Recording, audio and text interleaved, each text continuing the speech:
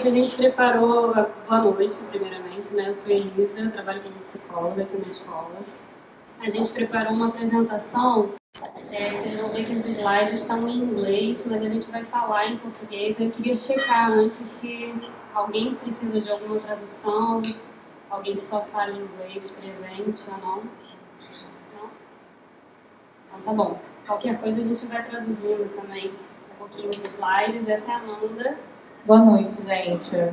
Eu trabalho com a Elisa, eu não trabalho na escola, e eu vim aqui falar para vocês hoje sobre educação socioemocional. Prazer estar aqui falando para vocês. Obrigada. A gente faz algumas parcerias fora do contexto da escola, enfim, né? A gente trabalha junto na mesma linha, então eu chamei ela aqui hoje. E a gente quis seguir um pouco na argumentação de por que educação socioemocional é importante, né? Não sei se vocês têm alguma familiaridade com esse termo, já ouviram falar, ou alguma coisa muito nova para vocês? Ou já ouviram? Quem já ouviu falar, assim, só para ter uma ideia?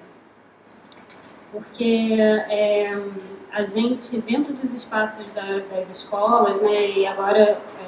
principalmente nos últimos 2 anos aqui na ARS, a gente tem instituído de uma forma mais organizada, dentro de uma estrutura curricular, a educação socioemocional. Mas a educação socioemocional, ela acontece, sempre aconteceu ao longo da vida, né, de todos nós, né, desde pequenininhos no seio da família, as interações que a gente tem tanto com pai e mãe, em casa, irmãos, enfim, como a família mais ampla e a sociedade mais ampla, né? Então a gente aprende a respeito das nossas próprias emoções e a como interagir em sociedade, né? Isso desde sempre. Dentro do espaço da escola, por uma questão didática, a gente separa, organiza um pouquinho mais em relação ao processo do desenvolvimento infantil, né? Separamos em alguns tópicos diferentes também para os professores abordarem esse conteúdo de sala. Mas na vida, a vida não é, né, separadinha, assim, tudo organizado. A educação socioemocional, ela acontece o tempo inteiro, né? Em todas as interações da criança e do adolescente com o meio, né? E só uma observação que a gente acrescentou ali, a cultura de paz, é que a gente acredita, assim, tem um valor muito grande por trás disso, para além... só de um bem-estar individual, né, da importância que isso tem para a saúde mental da criança e futuro adulto, mas também a gente acredita que isso, a educação socioemocional, quando bem feita, bem cuidada, ela contribui para a sociedade como um todo, né, para a gente construir uma cultura de paz, enfim, uma sociedade mais responsável, com indivíduos moralmente responsáveis e, né, que sejam membros da sociedade mais íntegros e mais saudáveis, né? Isso.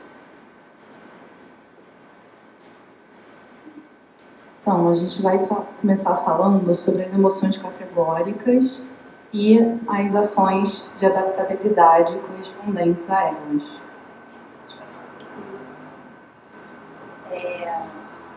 O Siegel, que é um autor que a gente usa muito, que é um neurocientista, ele fala de 5 emoções categóricas principais. Normalmente os autores eles concordam com essas 5 emoções categóricas, né? São emoções que a gente vê com expressões muito semelhantes, inclusive faciais, corporais, ao redor do mundo, em culturas diferentes. Então estão muito ligadas à nossa biologia, né? Ela tem pouca influência da cultura.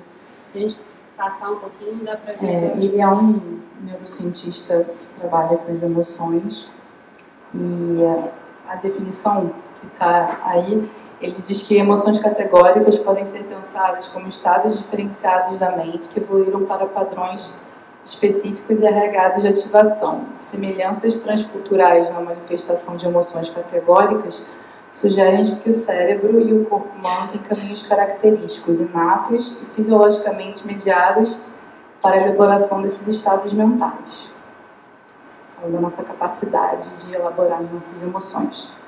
Que, né, acho que não sei se vocês têm familiaridade com esse desenho, divertidamente, porque ele explica muito bem, assim, muito didático, e as crianças costumam adorar.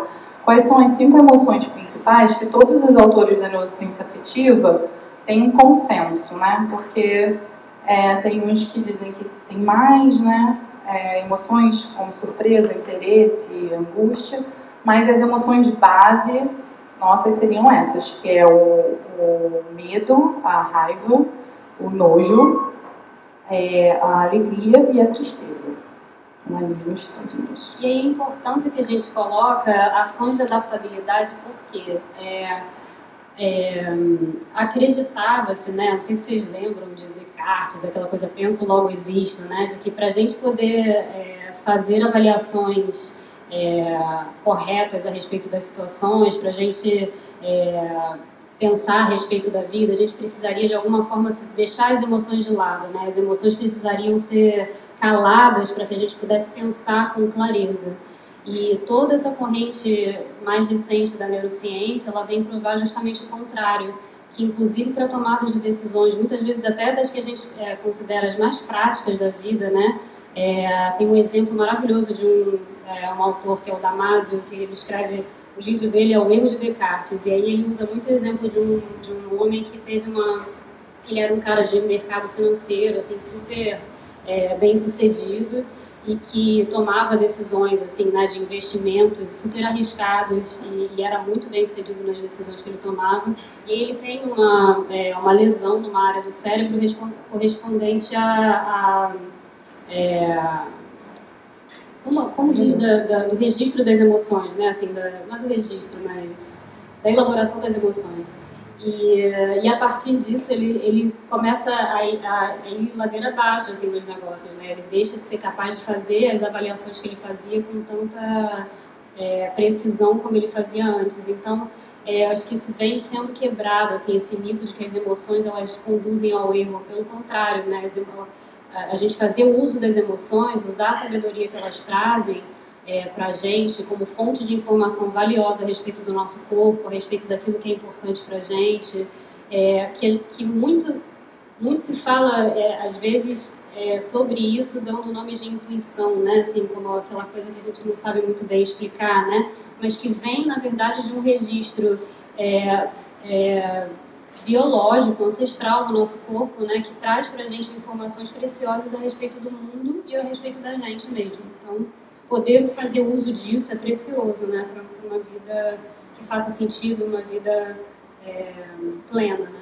Que mesmo as emoções que o senso comum considera como sendo negativas, né, eu não gosto de usar essa palavra negativas, porque justamente elas têm uma função.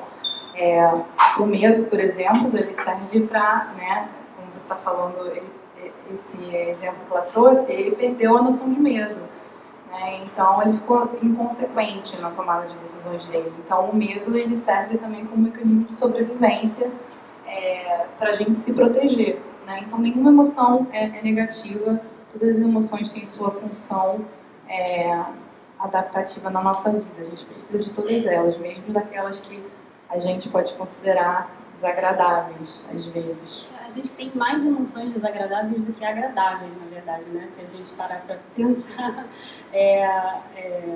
isso tem uma função também, né? Muito importante, porque a sensação desagradável, ela traz para a gente, a emoção desagradável, ela traz para a gente uma urgência de resolução, né? Tem alguma necessidade por trás dessa emoção que precisa ser cuidada.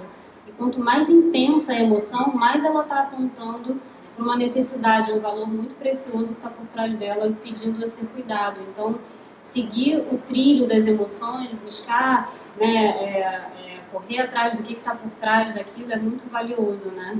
Mesmo que sejam sensações que não sejam assim tão, né, tão boas, agradáveis. A gente tem que saber ouvi-las, né? Elas vão bater na porta assim uma vez, aí primeiro pode bater, oi. Usar o meu nome, por exemplo, Amanda, mesmo que seja raiva ou medo, Amanda, aí tem uma hora que ela grita. Se eu negar essa emoção, provavelmente eu vou começar a agir de uma forma defensiva, né? E aí os sintomas começam a aparecer quando eu começo a negar. Então é melhor a gente ouvir primeiro, aceitar, para depois, se tiver que mudar, a gente conseguir fazer essa mudança. Nós duas trabalhamos em consultório, né? Além da nossa prática, enfim, fora da clínica, a gente trabalha também no consultório. Então, as pessoas que a gente recebe no consultório, o trabalho é muito esse, né? Vamos olhar qual é a emoção verdadeira, que emoção é essa, vamos validar o que está se passando, né? E buscar entender o que está por trás disso, que informação é essa que essa emoção está trazendo, né? A gente já falou vários demais. Então, só brevemente, assim, né? O medo seria a função de escapar do perigo, né? Correr para proteção, ou paralisar. A fúria ou a raiva, brigar, reclamar, se proteger contra a intrusão, né? Estabelecer limites. É muito importante a raiva, né? O nojo, que é expelir, botar para fora, repelir, evitar o objeto. A alegria, que é a expansão, a conexão, o engajamento com o próximo. E a tristeza, que é o recolhimento, poder relembrar, refletir, chorar, né? Se arrepender, enfim, a gente pode seguir. E aqui tem algumas variações dessas emoções principais e algumas que incluem também emoções ligadas ao social, né? Como a vergonha, por exemplo, o bem-estar que a gente sente quando a gente se conecta com o outro, né? E são emoções derivadas já, emoções ligadas, como somos seres sociais, né? O ser humano é um ser social, então tem emoções que derivadas disso, né? Assim, da interação social. Pode passar, né?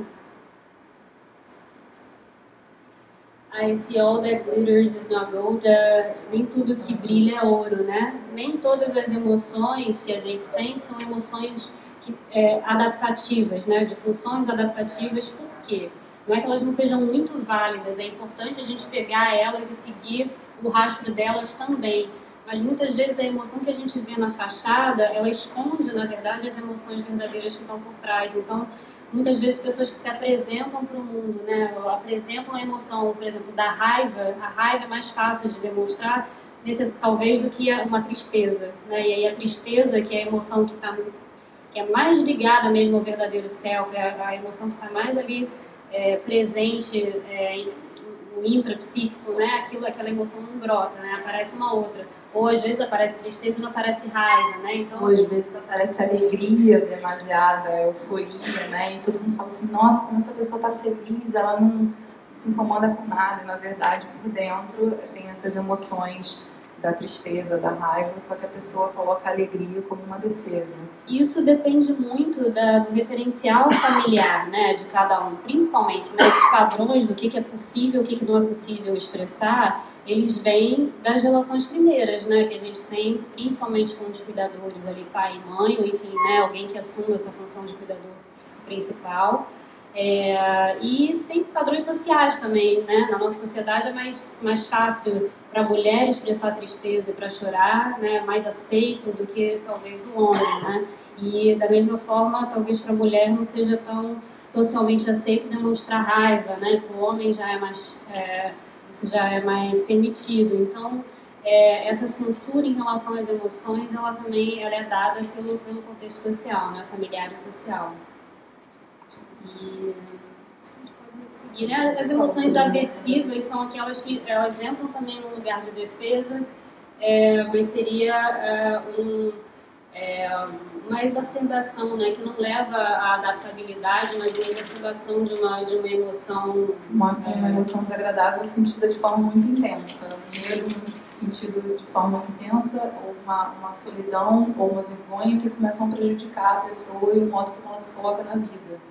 A pessoa passa a não conseguir agir no mundo de forma assertiva, por causa dessas emoções aversivas. Eu tenho exemplo de falar em público, porque já que estamos falando em público, né, assim, o friozinho na barriga, a ansiedadezinha de vir, né, que a ansiedade nada mais é do que um medinho, né, assim, é um medo mais suave, né, e isso faz parte da experiência de muitas pessoas em relação a falar em público, né? Se aquilo se torna algo tão intenso, né? Um medo tão intenso que bloqueia a pessoa a estar diante de um grupo, passar uma mensagem que é importante, aquilo passa a ser disfuncional, né? Deixa de ser adaptativo.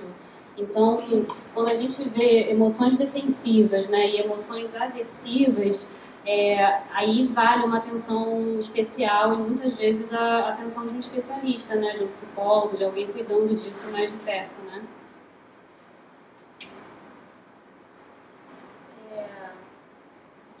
Isso é só para pontuar que assim, o foco da nossa consciência, né, é como essa pontinha do iceberg, né? Aquilo que a gente tem acesso a no nosso dia a dia, né, conforme a gente faz as tarefas do nosso dia, ele é muito restrito. A gente não vai ter tempo aqui para fazer uma dinâmica com vocês.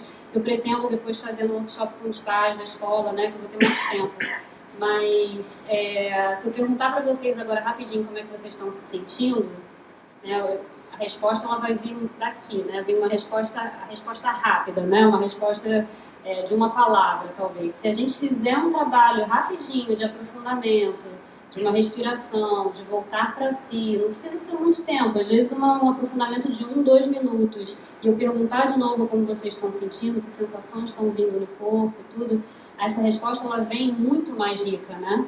E com muito mais riqueza. Então, o trabalho com as emoções, o trabalho de educação socioemocional, quanto mais a gente puder aprofundar ele, e a gente fala também muito em termos de ancorar ele no corpo, né? Trazer para as sensações do corpo, trazer para internalizar, buscar o que está se passando dentro, né?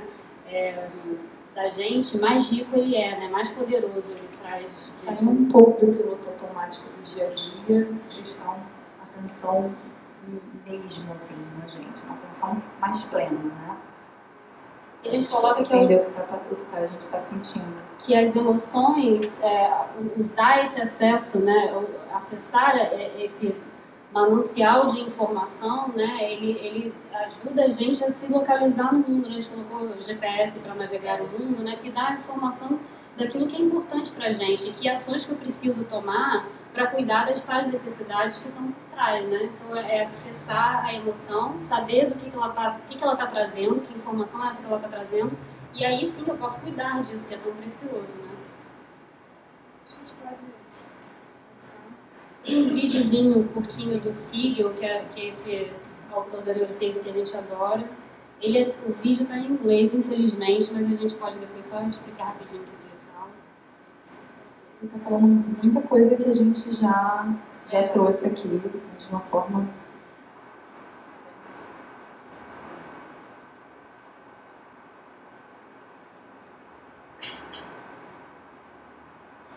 Emotions are important for many, many reasons. One, they're a part of the experience we have inside of ourselves that lets us know what has meaning in life. Another is that emotions give us a sense of vitality, of passion, of the energy of life. So when we're not aware of our emotions, we actually can lose vitality. And we're not aware of our emotions, we may not know what has meaning in our life. So from the internal point of view, these are all reasons. Being aware of emotions are important. Sharing emotions with another person are important because when we do that, we actually feel closer, we feel more connected, and we can feel more understood when we share our own emotions. And when we tune into the emotions of someone else, we can deeply connect with them too. So emotions are really the essence of a fundamental part of our mental life as it happens within us and our relationships with others. Deu para entender o inglês dele, gente? Vocês querem que dê uma traduzidinha? É uma traduzidinha? Não deu para entender? Então tá. Então vamos passar para o próximo. Isso. Você falou que as crianças estão começando a fazer. Eu posso falar mais para o final, um pouquinho da apresentação, eu vou falar um pouquinho, tá? Esse é um modelo clássico da educação socioemocional, né? Entra naquilo que a gente falou da didática, principalmente para os ambientes escolares, enfim, né? Para a prática profissional, mas eu acho que ajuda também os pais, visualiza um pouquinho melhor, né? Que áreas principais são essas, né? Da educação socioemocional. Quais são os principais pontos trabalhados, né? Isso, então a gente tem autoconsciência, né? Que a gente se pergunta quais são os pensamentos e sentimentos, o que causa esses pensamentos e sentimentos, como eu posso expressar esses pensamentos e sentimentos de uma forma respeitosa para o outro. O segundo ponto seria a autogestão, quais respostas diferentes eu posso ter para um evento, para uma situação, como eu posso responder a uma situação da forma mais construtiva possível, positiva possível. Só uma observação, muitas vezes em português, né, a gente tem como autoconhecimento o self-awareness, né, e o self-management aparece como autocontrole. Eu tenho só um pouquinho de cuidado com a expressão autocontrole, porque o autocontrole às vezes remete à contenção, né, como se a emoção ela não pudesse fluir, ela não pudesse ser expressa, não é o caso. O autocontrole, ele na verdade, que é o self-management, ele tem a ver com, uma vez que você desenvolve o autoconhecimento e você consegue perceber com mais clareza o que está se passando com você, momento a momento, isso dá um espaço entre o que você está sentindo e a resposta que você dá ao outro, ou que você dá às situações. Então a gente sai de um registro da reatividade, que é sentir e respondir, né? Muitas vezes não consciente, né? Automático, impulsivo, e esse espaço ele abre a possibilidade de que eu faça de fato uma escolha, né? Porque sem espaço não tem escolha, sem perceber antes o que está se passando comigo, o que é importante para mim, eu simplesmente estou na vida reagindo, né? E inconsciente do que está se passando, né? Então, na verdade, é você conseguir ter um domínio sobre a sua resposta, as suas respostas, situações. O social awareness, né? Tá dando outro ainda.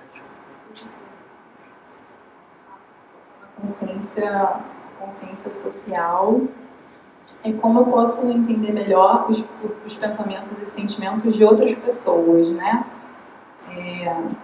E como eu posso entender melhor por que as pessoas sentem e pensam da maneira que elas pensam. E para isso eu preciso primeiro ter trabalhado a minha autoconsciência e a minha autogestão para conseguir. Uma vez que eu entendo como é que funciona comigo, eu posso imaginar, de repente, com o outro algo semelhante se passa, né? Que, enfim, a gente chama de teoria da mente, tudo, né? Consegue se colocar no lugar do outro com mais facilidade. Se colocar no lugar do outro, exatamente. A famosa empatia. Né?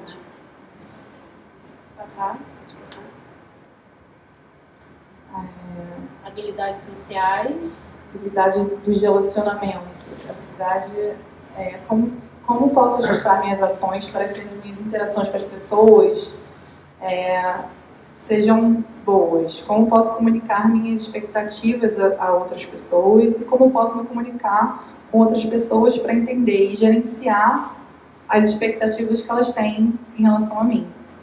Aqui entra muito a habilidade de resolução de conflitos. Isso a gente faz o tempo inteiro na escola, né? Que não falta oportunidade para trabalhar, que é ótimo até, né? Assim, eu tenho buscado esse olhar, assim, né? Quando acontece uma briga entre os alunos, ou briga, enfim, alguma discussão, seja aluno, professor, é uma oportunidade que a gente tem, na verdade, de trabalhar essas habilidades, né? No momento que você está tentando mediar um conflito, trazer a consciência para um e para o outro das emoções de cada um, das necessidades de cada um, e trabalhar a empatia de um pelo outro, né? O que será que está passando no outro, como é que o outro deve estar se sentindo, enfim, né? E buscar resoluções que sejam favoráveis a ambos, né? Então, já nesse ponto, né, resolução de conflitos já envolve uma complexidade que depende dos pontos anteriores, né? De autoconhecimento, de autogestão, para você chegar no ponto 5 de tomar que a gente já falou aqui também, de tomar uma decisão responsável, né? De saber quais vão ser as consequências que as minhas ações vão ter em relação a mim, em relação aos outros, como as minhas escolhas se alinham com os meus valores, que é muito importante, e como eu posso resolver os meus problemas de forma criativa, né? Sem paralisar perante o problema ou sem querer fugir do problema, né? Encarar o problema e saber como reagir da forma mais assertiva. Eu gosto desse quadrinho aqui do lado, né, desse esquema aqui do lado, porque ele mostra tanto as habilidades principais, né, do modelo da Cassell, e depois, eu não sei se vocês conseguem ler, mas ali tem classrooms, né, que seria o trabalho em sala, tem o trabalho na escola de uma forma mais ampla, né, e, além disso, a casa e a comunidade, né, então é um trabalho em conjunto, né, trabalhamos em conjunto. Então, não tem educação socioemocional que aconteça nem só dentro de sala de aula, com aulas formais, isso não existe, né? Apenas. Para que seja bem sucedido numa escola, precisa sair do espaço só da sala, né? Que não precisa ser uma lógica que esteja mais amplamente difundida na comunidade escolar, e famílias e comunidade escolar aí também incluindo famílias, né? Mais amplas, né? A sociedade mais ampla. Então, isso acho que a gente pode passar. Isso só rapidinho, um básico de pesquisa sobre resultados, né, de escolas que implementam a educação socioemocional, que os alunos apresentam melhor relacionamento com os seus colegas, indicadores de comportamento social, atitude, habilidades como empatia e trabalho em equipe e melhoria nos resultados acadêmicos. Eu acho que tem um aumento de, acho que em torno de 11% do desempenho acadêmico, então tem um ganho muito grande nesse sentido também. E tem pesquisas mais amplas, eu não vou ler isso tudo que eu acho que talvez fique um pouco chato para vocês, mas tem pesquisas inclusive de prevenção assim, longitudinais, né, que seguem as crianças depois, né, como adultos e tudo, e que crianças que participam de programas como esses têm menos incidência depois de envolvimento em questões de crime, né, de passagens pela polícia, ou de envolvimento com drogas, ou de questões mais sérias de saúde mental. Então, tem impactos muito importantes, né?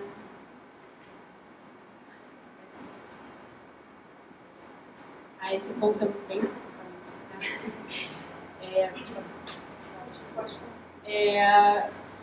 É fundamental, isso é um ponto que a gente insiste bastante no treinamento com os professores e que é muito importante também no contato com os pais, né?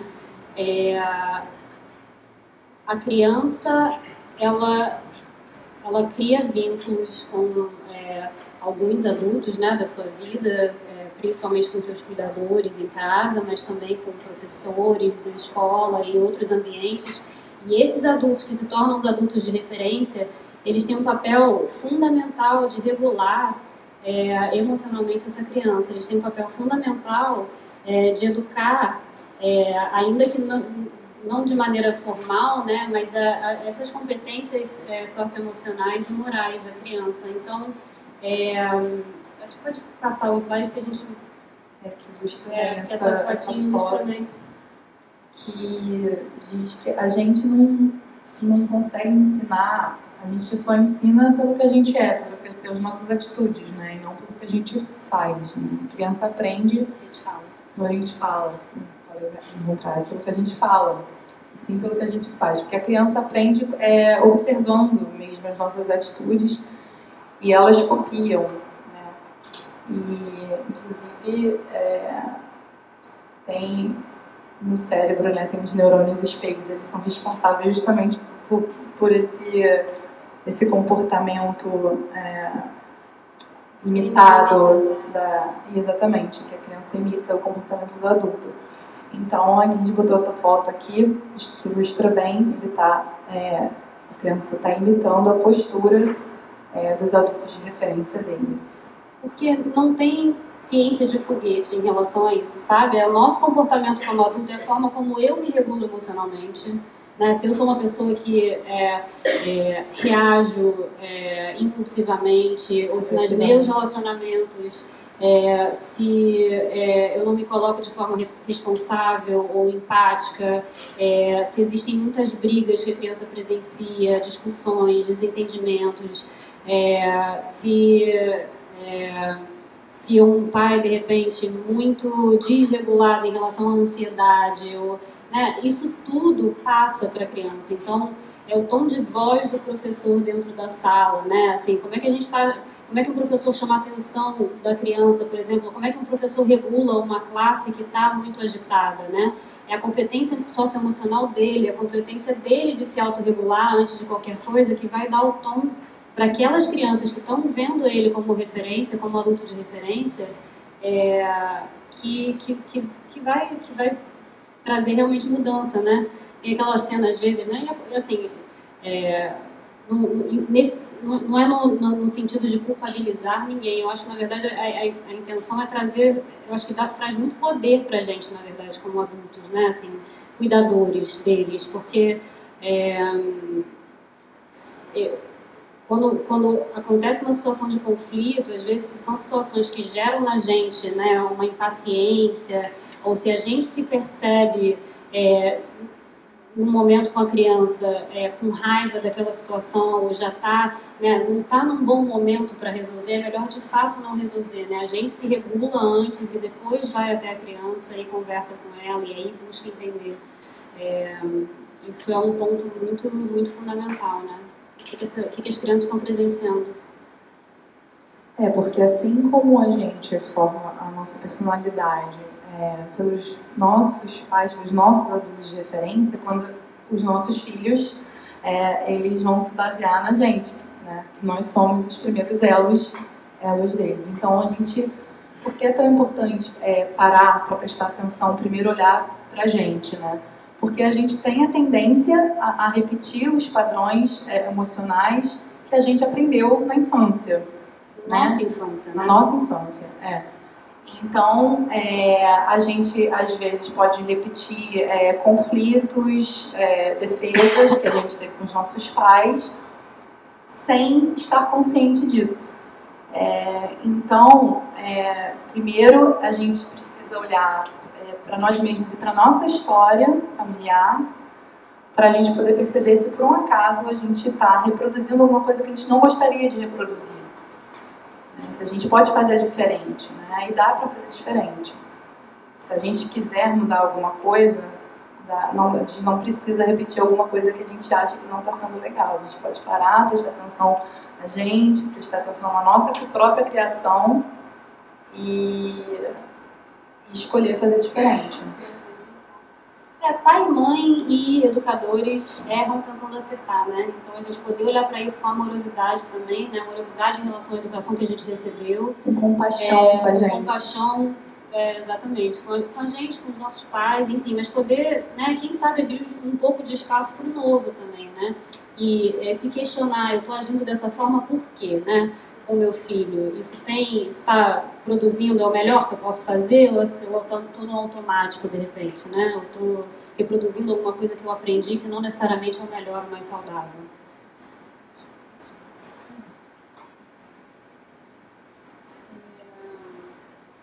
E aí eu acho que é exatamente isso que a gente está falando aqui. Como a gente pode fortalecer o vínculo com os nossos filhos, baseado na qualidade da nossa presença, né? Porque para a gente ouvir empaticamente, a gente precisa estar presente, então a gente precisa ter atenção plena. Primeiro, atenção na gente, para a gente poder ver o que está acontecendo. E depois, quando a gente for se comunicar com os nossos filhos, a gente prestar de fato atenção. Uma coisa que acontece muito, que é normal, gente, mas acontece muito celular, né? Normal, assim, hoje em dia, mas tentar, assim, de conectar, para a gente se conectar, para ter uma conexão afetiva, a gente precisa estar com uma presença de qualidade, não uma meia presença, né? E isso no dia a dia realmente é muito difícil, é muito corrido, mas o que importa não é a quantidade do tempo, e sim a qualidade desse tempo. E eu acho também que às vezes a gente se apressa em resolver, ou se apressa em dar um feedback para a criança, ou se apressa em dizer o que é certo, o que é errado, como deveria ser, e passa menos tempo ouvindo o que a criança está trazendo, né? Então, assim, dá tempo realmente para a criança trazer essas informações, né? Dá espaço. E a escuta empática, o que a gente está nomeando de escuta empática, é a escuta que está atenta às emoções que estão presentes na criança, que emoções que estão presentes ali naquele momento, e isso sempre a gente pode checar, você não precisa ficar adivinhando, né? É possível checar. E ela é uma escuta que está atenta às necessidades que estão por trás dessas emoções. Então é isso, escuta empática é isso, né? É tentar buscar uma compreensão na fala do outro Isso pode ser com criança, pode ser com marido, pode ser com, né, amigos, buscar essa leitura, assim, né, de que emoção que está presente, e a gente fala, a gente tem a expressão verbal, mas a gente fala com o nosso corpo, né, a gente fala, quando eu digo atenção ao que o outro está trazendo, é atenção ao que o outro está trazendo como um todo, né, se tem coerência, inclusive, né, porque às vezes a gente fala que a gente está ótimo, mas a cara está péssima, né, então é ler isso também, saber ler isso. E aí, bom, esse slide está até em português, então é justamente ter essa postura empática, né? E a continuidade é no sentido de ter uma repetição dessa postura empática. Isso a criança vai gerar na criança um sentimento de segurança e de confiança, né? Confiança na relação, e essa confiança que ela vai ter na relação com você, ela vai levar para o mundo. E aí ela vai ser uma criança que vai ter mais autonomia, ela vai socializar com mais facilidade, ela vai ter confiança para explorar o mundo de forma mais independente. É curioso, assim, porque é meio cruel por um lado, né, às vezes, assim, com os pais, porque tem gente que fala, às vezes, assim, mas é tudo pai e mãe, é tudo pai e mãe. Não é que seja necessariamente tudo pai e mãe, de novo, né, tem uma série de cuidadores que participam, né, de adultos de referência que participam da vida da criança. Mas, devido ao desenvolvimento mesmo do nosso cérebro, né, da plasticidade do cérebro da criança, as marcas que ficam, principalmente da primeira infância, né, os primeiros registros que ficam do vínculo com os pais, mas ao longo da infância toda, né, deixa sim marcas que a gente carrega para a vida toda, né, padrões que a gente tem hoje em dia como adultos, a maioria deles a gente construiu lá atrás, né, então a gente tem, cada criança que vem ao mundo, né, cada geração nova que vem, é uma oportunidade imensa que a gente tem de oferecer a eles alguma coisa nova e melhor, né, ainda do que o que a gente recebeu, né? E isso isso deixa marcas para o restante da vida, e é curioso, e para os filhos deles, né, qual é a educação que eles vão dar para os filhos deles e por aí adiante. E é curioso que a gente não vai também ter tempo para entrar nisso, mas tem alterações, além de alterações da estrutura do cérebro, tem alterações muitas vezes a nível genético, não na cadeia realmente do DNA, mas enfim, na expressão genética, né? Como é que características são passadas de geração em geração, e tem traumas às vezes mais profundos, né, que crianças vivem, principalmente crianças, mas também adultos, né? Traumas que deixam um registro até nesse nível da expressão genética, e isso é passado de geração em geração, né? Isso é passado, traumas que são passados em gerações seguintes. Então, quando eu vejo, por exemplo, saiu muito naquela época, né, das crianças de Alepo, né, ou enfim, tanto que não falta tragédia na TV envolvendo criança, né, que a gente fala da vulnerabilidade da infância e de um cuidado especial com a infância, não é à toa, né, as marcas que estão deixadas, aquilo é um custo de oportunidade, na verdade, para a humanidade muito grande, né, porque são marcas muito profundas e a gente que a gente carrega, né? Que a humanidade carrega. Então, esse cuidado... E ao mesmo tempo, também essa mudança na expressão genética dá uma esperança pela possibilidade de cura, né, do trauma. Sim. Então é possível se você tem algum trauma, você de fato curar esse trauma para não passar isso mais geneticamente, né? Que de fato altera a expressão. A esperança. Mas pode passar, né? Tá, aí entra um pouquinho a questão da disciplina restaurativa e do desenvolvimento moral, que eu não sei se vai dar pra gente entrar com muito detalhe. Quanto tempo a gente ainda tem? 10 minutinhos? Por que a gente quis incluir isso, né? Assim, a forma como as crianças são disciplinadas, né, a nossa visão em relação a como fazer essa disciplina está muito ligada e afeta muito a questão do desenvolvimento socioemocional, né, da criança. Acho que a gente pode seguir, que vai ficando mais claro conforme a gente for falando um pouquinho, né. Então a ideia é só um básico de que a moralidade ela não é dada, né, ela é construída dentro dentro de um contexto social, ela depende de uma maturidade do desenvolvimento da criança, desenvolvimento cognitivo, inclusive, principalmente, né? Então, esperar de uma criancinha de 2 anos empatia não é muito, né, enfim, realista, né? Assim, a criança não está ainda no nível de desenvolvimento dela suficiente para elaborações morais mais profundas ou complexas, ou nem saiu ainda do referencial ali dela mesma, né? Então, só para a gente entender que o desenvolvimento moral é algo que começa, né, desde o início ali, né, da infância, mas acompanha ao longo dos anos. E a gente pode passar um pouquinho pro próximo, só porque só o referencial do autor que a gente usa para isso, que é o Piaget, que ele fala que a gente parte de um referencial da uma moralidade heterônoma, que é que a gente depende ainda, né, do outro dizendo pra gente o que é certo, o que é errado, depende da punição ou da reward, como é da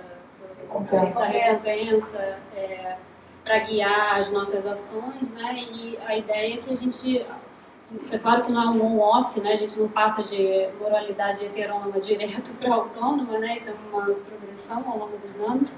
E o que esse autor fala é que muitos adultos, inclusive, nem chegam num estágio de moralidade autônoma, né?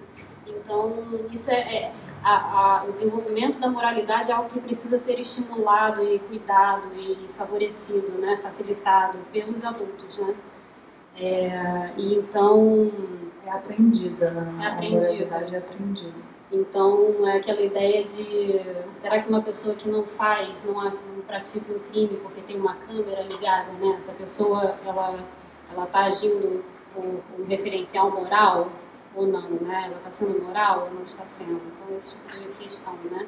E o que a gente busca com as crianças aqui na escola é favorecer esse desenvolvimento moral autônomo, né? A gente quer esse amadurecimento, né? E não que a criança faça ou não faça. A gente quer que a criança compreenda as razões por trás das regras, né? Compreenda os valores que essas regras cuidam, né? E que possa pensar a respeito delas, e parte disso envolve também poder questionar essas regras, né? Por mais difícil que seja, principalmente na época de adolescência, né? Que às vezes entra muito uma coisa de questionar, né, a regra, mas esse questionar a regra é também essa pessoa, né, esse adolescente buscando essa maturidade, né, buscando pensar o porquê dessas coisas, né, refletir a respeito disso. Então, faz parte desse amadurecimento, né. A gente pode passar, a gente não vai ter muito tempo para se ater isso. E é uma frase que eu amo do José Pacheco, não sei se vocês conhecem, que é um educador maravilhoso, que ele fala... Oi? Muito bem. Português. Que ele fala: a indisciplina é filha do autoritarismo e da permissividade, né? Então é essa ideia de que o referencial do autoritarismo e o referencial da permissividade, eles não favorecem o desenvolvimento moral, né?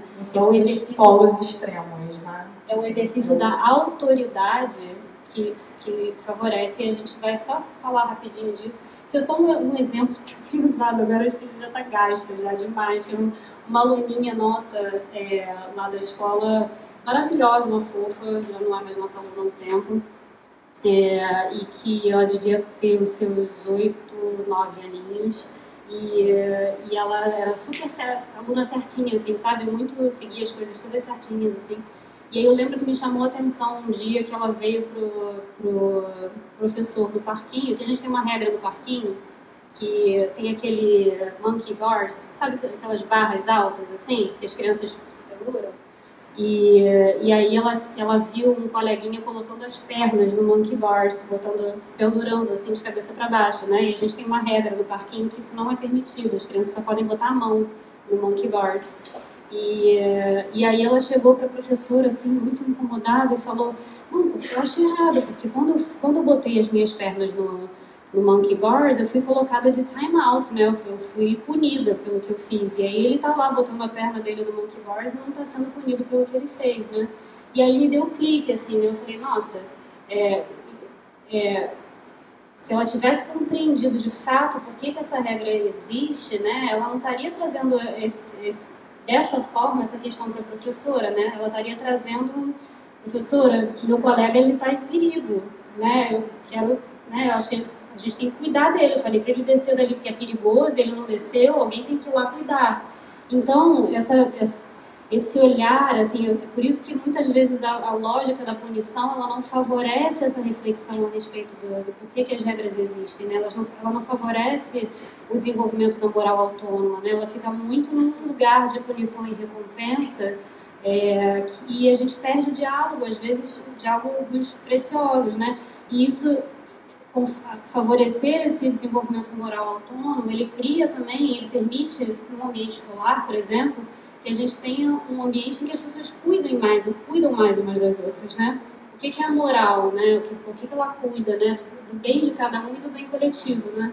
Então, sair dessa lógica da punição, ela é muito importante, né, para meu ver. Isso, eu acho que a gente não vai ter tanto tempo para entrar. Mas você já falou Falei, né? a lógica, né? Que essa é a lógica da disciplina autoritária, que é justamente ensinar através da punição e da recompensa. As crianças seguem as regras sem nenhuma exceção, não pode ter nenhuma exceção, não leva em consideração os sentimentos e as necessidades da criança. Quando é em relação a regras, ou é do meu jeito, ou então não tem jeito nenhum, não tem diálogo, porque eu disse que é assim. Ah, mas mãe, mas por que não pode botar a perna no monkey bars? Porque eu falei, porque eu disse que não pode. Não tem muita explicação, diálogo, né? As crianças não são envolvidas no problem solving, né? Então, se tem alguma situação, ou se houve alguma situação de conflito, a criança não é envolvida. O que a gente faz diante disso, né? Tive uma criancinha pequenininha que mordeu um coleguinha na escola outro dia e que, aí, enfim, a gente estava tentando, né? Mesmo a criança sendo muito pequena, quando eu falo que a dificuldade de fazer o link da empatia, não quer dizer que a gente não vai estimular, tá? A empatia, a gente estimula, né? Falando, olha para o seu coleguinha, olha para o rosto dele, como é que você acha que ele está se sentindo? Tá triste. Olha o braço dele, olha como é que tá roxo. O que a gente pode fazer diante disso? O que a gente faz quando alguém está machucado? A gente passa a Reparil Gel, foi isso que eu falei. Ele foi pegar Reparil Gel, aí pegamos o Reparil Gel, botei no dedinho dele, ele passou Reparil Gel no colega. Então, aí depois deu um abraço, depois pediu desculpa. Então, é isso, assim, né? Poder também envolver as crianças, por menor que sejam, assim, né? Poder pensar junto, como é que a gente faz para reparar, né? Quando a gente pisa na bola, fez alguma coisa errada, o que a gente faz para reparar? Então, no caso da disciplina autoritária, isso não entra, né? Isso aí a criança sai, vai sentar, perdeu o telefone. Muitas vezes são consequências que não tem nada a ver com a situação que é ocorrida, né? Você, sei lá, uniu a bola no parquinho, então você vai ficar sem jogar videogame. Uma coisa, as consequências não têm nada a ver. O foco na punição e o foco na obediência, né? A gente pode passar. Efeitos, crianças mais hostis e agressivas, muitas vezes o vínculo é prejudicado, né? Porque gera um ressentimento ali na relação entre pai e mãe, entre pai e filho. Muitas vezes assumir a responsabilidade a respeito daquilo que faz é mais difícil, porque uma vez que eu vou ser punido, isso não faz diferença, o que eu vou fazer para reparar o mal que eu fiz? Então eu vou mentir até não poder mais, né? Isso tem muitas crianças com esse padrão, assim, né? Que reverter isso é difícil, né? Criar a confiança de que não, você assumir é incrível, né? Muito bacana. Você assumir é o que dá a oportunidade justamente de você reparar, né? Isso, a consequência disso pode ser gerar em adultos que de fato só se importam com o fato de se eles vão ser punidos ou não. Então, assim, se não tiver ninguém olhando, tudo bem quebrar as regras, porque não existe essa explicação do porquê que as regras existem. Então, não tem esse aprendizado. Questões de autoestima, acho que eu já falei isso, né? E as crianças muitas vezes ficam focadas na raiva, né? Gera raiva na relação com o cuidador, em relação a figuras de autoridade. E são abordagens que não ajudam a criança a pensar o que eu posso fazer melhor da próxima vez, né? O que está se passando comigo, como é que eu posso agir de uma outra vez. Então não favorece muito a reflexão. favorecem a autonomia da criança. Desculpa eu estar correndo assim, tá, gente? Eu tô preocupada com o tempo. Isso é da comunicação violenta, né? Que acontece no cérebro da criança quando a comunicação acaba sendo muito agressiva. O medo é ativado, ela registra recordações negativas, né? Que geram emoções aversivas, né? Como angústia e ansiedade, que a gente já tinha visto.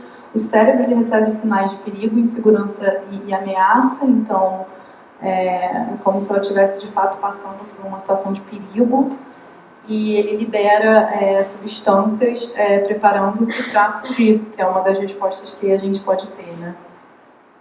Quando a gente está em perigo. E o processo de aprendizagem é bloqueado, né? A criança não Sob estresse, a criança nem aprende, ela bloqueia, ela paralisa, né?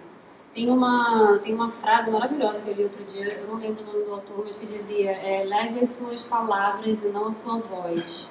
São chuva que faz crescer flores e não o trovão. É uma coisa bem poética, assim, mas eu achei muito bom, né? Assim, elevar as nossas palavras, né? Assim, como é que a gente pode, sem ter que se desequilibrar, sem entrar em estados de raiva, enfim, né? Sem criar esse nível de estresse para a criança, isso vai favorecer muito mais, né, o desenvolvimento dela, a reflexão a respeito das situações, e muito mais do que uma situação de estresse, de grito, de briga, né? Aí essa disciplina permissiva, que também não queremos. É o outro polo da autoritária, né? Então as regras são, às vezes elas estão até colocadas, mas raramente elas são seguidas, né? As consequências não são dadas normalmente, assim, acontece algum problema, aquilo fica meio solto. Quando há o uso de consequências, muitas vezes também não make those consequences stick. Então, às vezes, isso é péssimo também, gente. Se vai dar uma consequência, vai até o final, né? Essa coisa de, vai ficar sem TV durante 2 meses, é uma coisa absurda. Não vai ficar sem TV durante 2 meses, aí não fica nem 3 dias, aí isso é pior ainda, né? Dá pra reparar, gente. Se passar um castigo assim, muito fora do contexto, dá pra voltar atrás também, é possível. Voltar atrás, eu acho que reparar ele só não pode ser confundido com inconsistência, né? Mas aí eu acho que sim.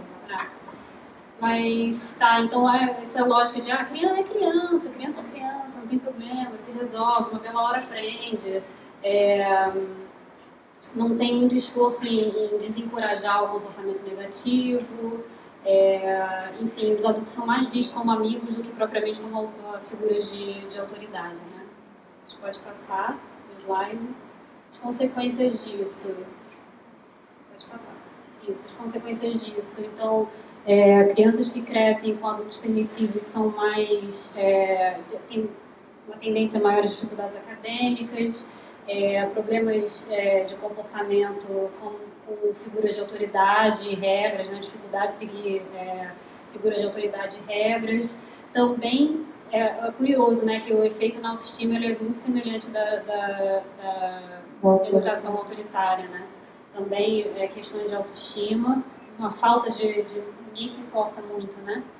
E hábitos ruins de saúde, né? Muitas vezes de alimentação ou de, enfim, escovar dente, de fazer exercício, esse tipo de coisa. Aí pode passar com a autoridade, né? O que seria o exercício da autoridade. Então, muito esforço é colocado em criar e manter um relacionamento positivo com a criança, né? As razões por trás das regras são explicadas. As regras são reforçadas e existem consequências, mas as emoções e as opiniões da criança são levadas em consideração. As consequências são pensadas caso a caso, preferencialmente com relação direta, com reparar o dano que foi causado, né? Então, seja bater em alguém, reparar o gel para a criancinha, enfim, ou seja, sei lá, caso a caso, milhões de situações. A gente até aqui na escola é isso que a gente busca fazer, né? E aí a gente sai talvez daquelas 3 ideias que a gente tem na cabeça, né? Que é ou do time out, ou ficar sentado na hora do recreio, ou suspender, sei lá, né? E os pais às vezes têm, né? Fica sem celular, é a TV ou não sai com os amigos, né? A gente fica muito restrito às vezes, né? Como responder às situações em que regras foram quebradas, né? E é lembrar que se a gente puder pensar nessas consequências caso a caso, a gente abre um leque grande de possibilidades de resposta, né? A resposta é sempre no sentido de reparar o dano, né? E reparar as relações. É isso, reparar o dano e reparar as relações. E tempo e energia é investido em prevenir o comportamento, né? E tentar buscar quais são as raízes por trás, né? Essa criança, de repente, está agindo assim, tem batido no coleguinha direto. O que está por trás disso, né? O que está se passando com ela? O que está se passando com aquela criança que isso está acontecendo? Pode passar. Então, crianças que são criadas nesse referencial da autoridade tendem a ser mais felizes e bem-sucedidas, têm maior chances de tomar decisões assertivas e avaliar riscos para os outros e para eles mesmos. E pesquisadores dizem que crianças criadas com um referencial da autoridade, disciplina com autoridade, têm mais adultos mais responsáveis e confortáveis em expressar as suas opiniões também, né? Adultos mais autoconfiantes, né? Com mais autoestima e melhores tomada de decisão. E autônomos, né? Moralidade autônoma. Exatamente. Que vai se preocupar em seguir as regras por já ter essa moralidade introjetada e não preocupado se na punição ou na recompensa. E às vezes, não vamos entrar nisso agora, né? Mas assim, às vezes a decisão mais moral a ser feita é não seguir uma regra, né? Vamos lá, né? Existem regras aí que talvez, dependendo do contexto, não são as mais moralmente corretas, né? Assim, tem aquela desejo antigo, se você está em um ambiente que não é moral, acho que o mais moral a ser feito é não seguir as regras desse ambiente, né? Exatamente. Isso é só uma passagem do Goethe que é maravilhosa, que acho que é o coração disso, que só é possível ensinar uma criança a amar amando. Então, a gente pensar que valores são esses que a gente quer passar, né? E que isso esteja presente momento a momento na nossa interação com as crianças, né? Se é calma, se é amorosidade, se é respeito ao próximo, se é empatia, que a gente esteja momento a momento na interação com as crianças passando isso, né? Então, isso é só um currículo muito rapidinho do que a gente tem feito na escola, assim, né? Eu já falei muito, mas a gente tem usado esse currículo, que é o Activities for Building Character and Social Emotional Learning. Então a gente eu botei aqui só as temáticas do mês a mês, que os professores vão trabalhando em sala, de novo, por uma questão didática só, né? Mas a educação socioemocional ela acontece o tempo inteiro na escola toda. Então a escola e a escola que cuida, né? Que cuida de mim, um ambiente de cuidado. Descobrindo as próprias emoções, cuidando das outras pessoas, respeito por si mesmo e pelos outros, a temática de dezembro, bullying, de fevereiro e março, cooperação, abril, o poder da escolha e maio, busca dos seus sonhos, né? Seguir os seus sonhos. Isso é o que os professores recebem mês a mês, só um básico dos objetivos principais para aquele mês, né? Como integrar o vocabulário da linguagem socioemocional a ser trabalhado, né, o foco da linguagem socioemocional do mês, algumas dicas para ensinar em sala, e no próximo slide aparece já algumas ideias de integração dentro daquela temática, como é que isso pode ser integrado em outras disciplinas, né? Então, o inglês, a literatura, estudos sociais, alô?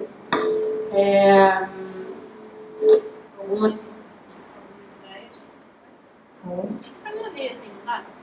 Algumas ideias para os professores. Alô? Eu desligo tá?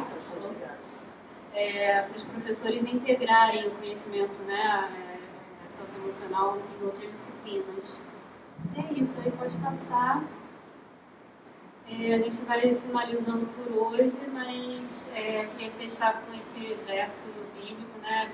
Bem-aventurados os pacificadores, porque eles serão chamados filhos de Deus, e a gente acredita profundamente que é um trabalho que busca desenvolver, né, tanto no nível individual, esse registro de saúde mental mesmo, né, de bem-estar, tá saindo? E de responsabilidade, de autonomia, de empatia com o próximo, um conhecimento em relação às próprias emoções e o respeito pelas emoções do próximo também, e um cuidado de si e um cuidado com o bem comum, né? E se isso for aplicado, se isso puder começar com uma sementinha em cada criança e se expandir para a sociedade de forma mais ampla, né? Que mundo mais harmonioso eu acredito que a gente possa viver, né? Então, a gente tem a ver com isso. Obrigada pela atenção.